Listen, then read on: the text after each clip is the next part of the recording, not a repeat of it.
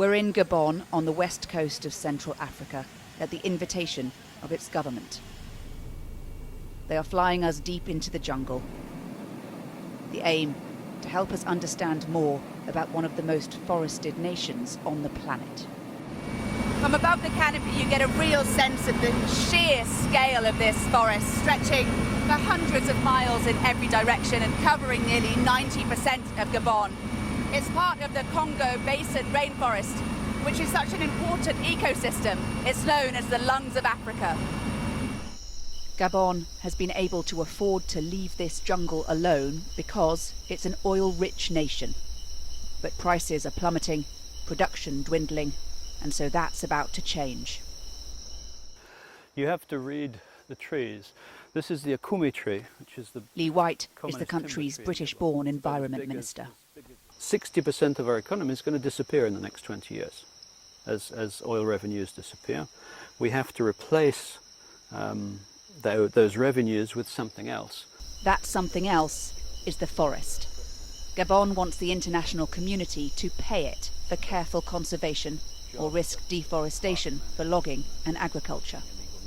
I think it would be very difficult to maintain forests long term without a real partnership between developed and developing countries, and without a business model, an economic model that makes rainforests valuable for the people that live in them.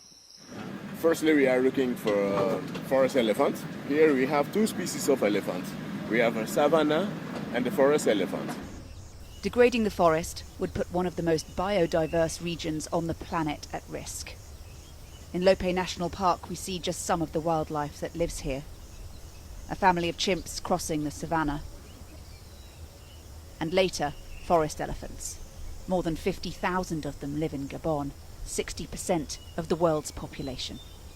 But even here, climate change is having an impact.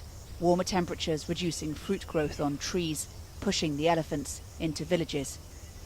That is the big problem in Gabon. Every day there are in plantation to eat the plants, like cassava, everything which the women plant. That night, evidence on our doorstep of the problem. A group of 12 foraging near our lodge. As climate change intensifies, so does the fragility and importance of this ecosystem. Gabon is one of the few countries on Earth that absorbs more carbon than it emits. It's why this whole region is crucial to the battle against climate change, and why what happens here will matter far beyond national borders. This is the strength of Gabon's negotiating position at the COP26 UN Climate Summit later this year. Tongi Gahuma Bakali is the man making the argument for a new carbon market that rewards conservation. Because of the need to become emergent countries, all tropical countries in the world lose their forest. It's a fact. Our forests still stand. The trees are still stand. So now, help us to not become like other tropical countries. Gabon is at a crossroads, trying to make an environmental asset profitable without destroying it, a model for the future, but only if the rest of the world agrees. Hannah Thomas-Peter, Sky News in Gabon.